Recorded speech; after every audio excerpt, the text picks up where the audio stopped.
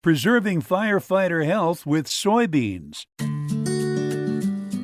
SoyFoam will not mean as much for soybean demand as, say, biodiesel, but what it does mean, and what is most important, is that the breakthrough in fire suppressant technology is that it's better for the environment and for the health of those fighting fires.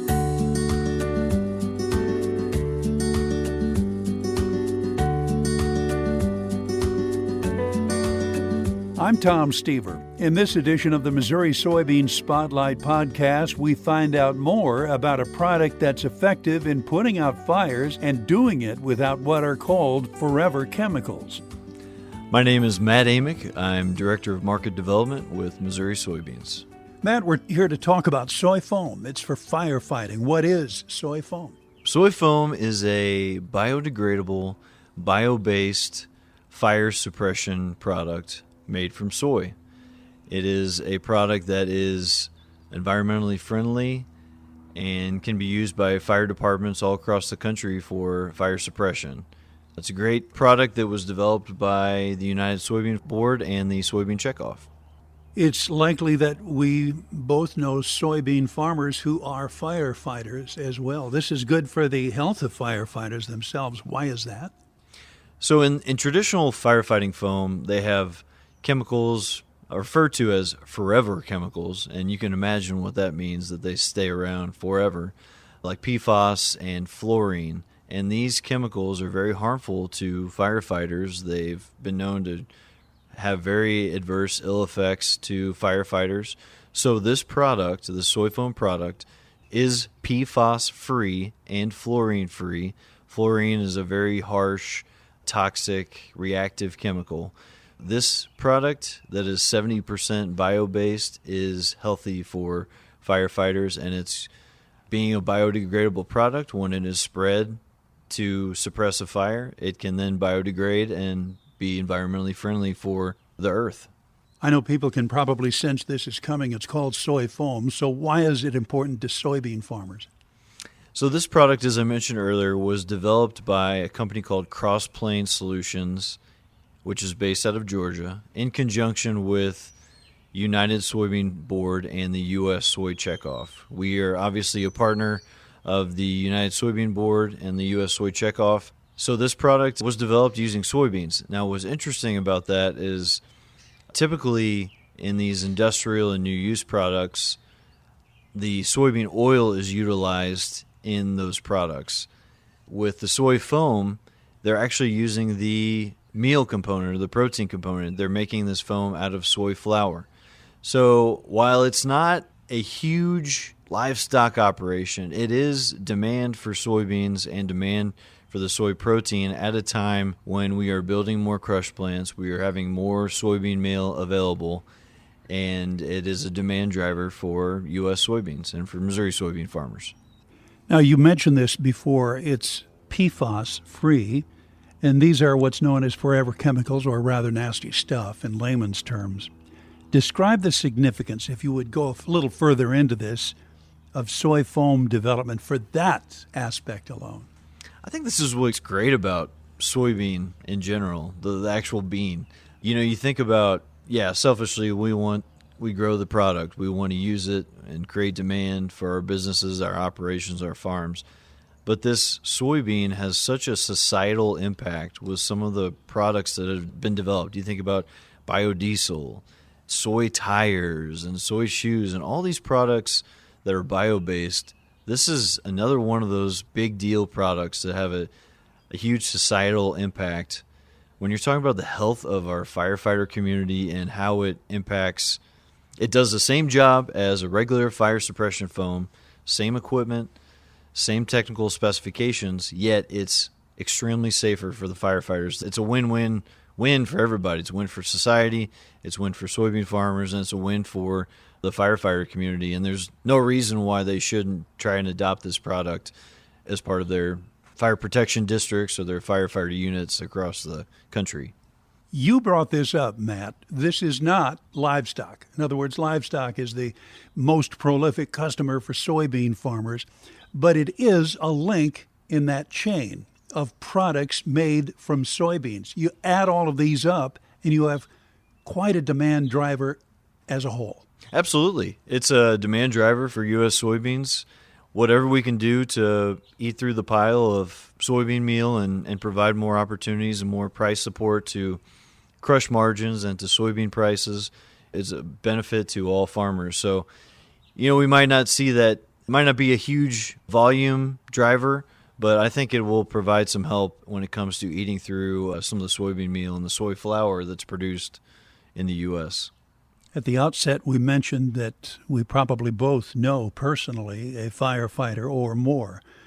Another way to look at this is the makeup of volunteer fire departments frequently include farmers and soybean farmers, for that matter. In a sense, wouldn't development of SoyFoam protect the health of these farmers who choose to protect others? Yeah, it's another chance for farmers to use their own product, and a lot of them, we have several on our board of directors. We know that in these rural areas, farmers wear many hats. They're on school boards, they're volunteers, and they're maybe part of their volunteer fire protection district. So this is something that can be easily implemented in the rural areas. And you're right, a lot of farmers are volunteer firefighters or work for the fire protection district on the side.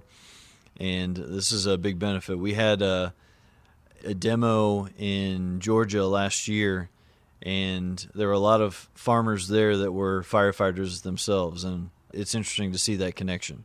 Performance. Let's talk about how SoyFoam is capable of fighting both Class A and Class B fires. We might not think of it all the time, but there are different approaches to fighting each of these classes of fires. Wouldn't SoyFoam have a leg up for that reason alone? I think so. From a technical perspective, the Class A and Class B, I think Class A fires maybe just like any sort of flammable product, and then Class B might be like flammable chemicals as well, but don't quote me on that. In general, the point being, they've tested this product on structure fires, they've tested it on car fires, they've tested it in a variety of different scenarios, pallets, tires, you name it, they've tested it. Some of the research is coming down the pipeline. They're working on looking at manufacturing facilities, large-scale manufacturing, and how that might be an option for some of their fire suppression. They've tested it in like hay fires as well, which should be of interest to our farmer community. So that's of interest. Actually, there's some early research that indicates that when you use the soy foam as a fire suppression, it actually can break down into nitrogen for the soil. So maybe we'll have a new fertilizer out there as well. But for a firefighting protection district itself, this product, you should see no difference in how it performs from a technical and safety perspective. Well, of course, on the safety, it doesn't have those forever chemicals. But from a technical perspective, it flows through the same equipment that they have. It has a shelf life of up to 10 years. It can be heated, frozen, and thawed, and it still performs the way it should. So it's got a good shelf life. So from a performance perspective to all the firefighters out there, this product should be no different than what you're using in terms of performance and suppression for various types of fires. And we're looking forward to getting this product out more to the rural communities.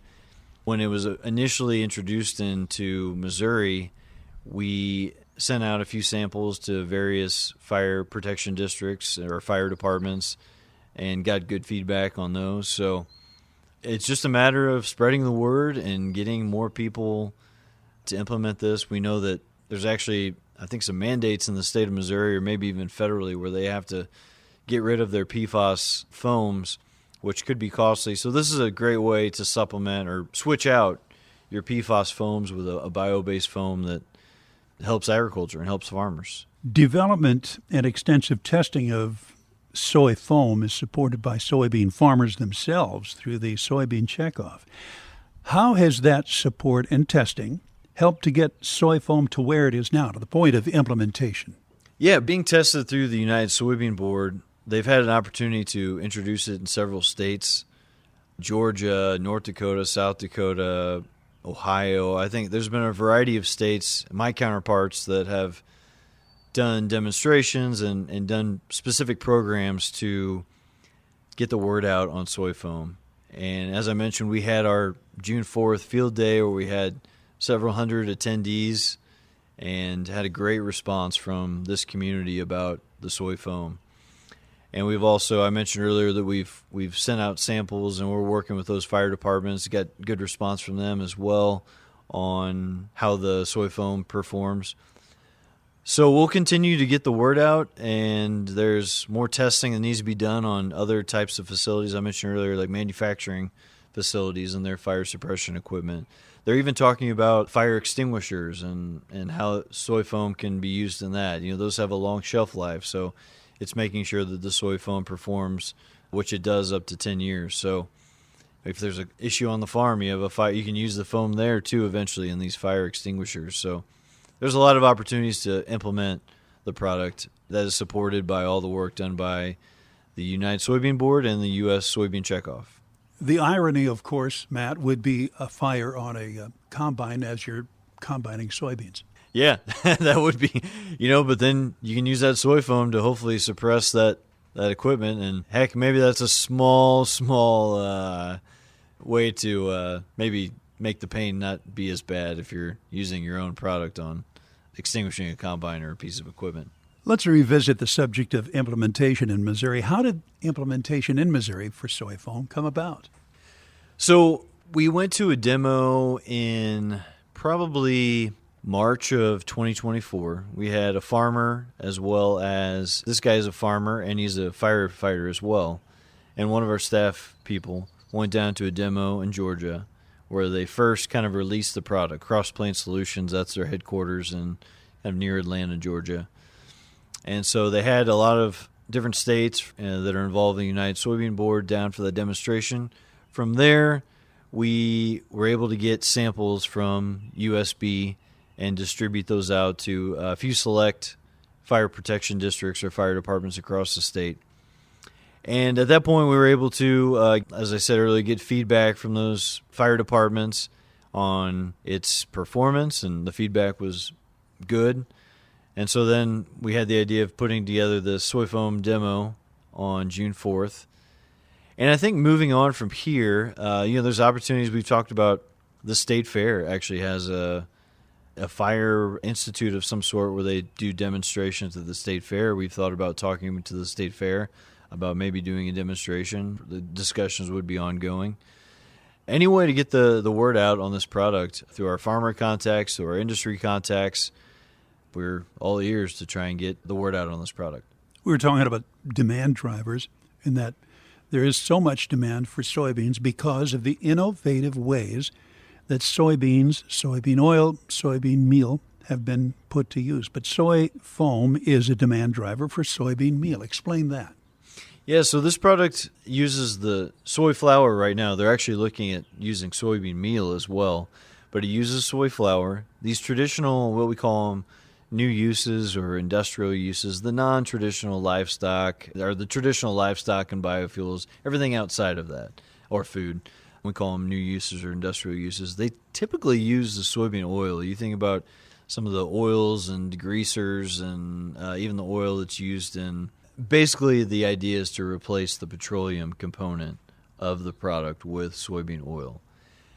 As soybean crush has expanded in the U.S., as we have built up a really good demand for biofuels, for the soybean oil, between biofuels and food and exports, we knew that we were going to have this larger supply of soybean meal. And we would love to feed as many pigs, chickens, cows as we can in the U.S. and the state of Missouri.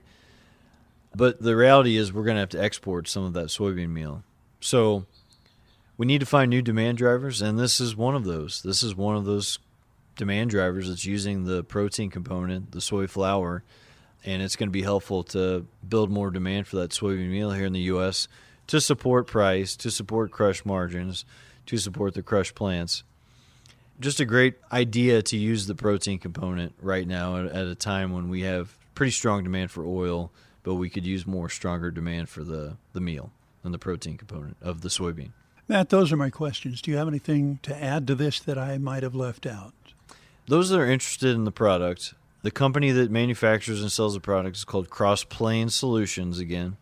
They can distribute the product in a variety of sizes, from 8-ounce bottles all the way up to 5-gallon pails and even totes if they want to be purchased in that much. We were handing out 5-gallon buckets of the foam, and you can use it at either a 1% or a 3% concentration. The best way to purchase the product right now is to go to the company's website and contact the company. They are looking for distribution here in the state of Missouri. It's a newer company or a new product, so they're working out the distribution. But the best way to get it is to either contact us here at Missouri Soybean. You can contact me at mosoy.org or contact the company Cross Plains Solutions. And you can Google search SoyFoam too. That should pull it all right up. So we're excited about this product. We're excited about the demand and the impact to soybean farmers, but we're even more excited about the societal impact and how this will affect the firefighting community and the folks that are responding to emergencies across the country and across the state. Matt Amick is Missouri Soybean's Director of Market Development. The Missouri Soybean Spotlight podcast is brought to you by Missouri soybean farmers and their checkoff. We're also on the air with the weekly Spotlight on soybeans. Thank you for listening. I'm Tom Stever.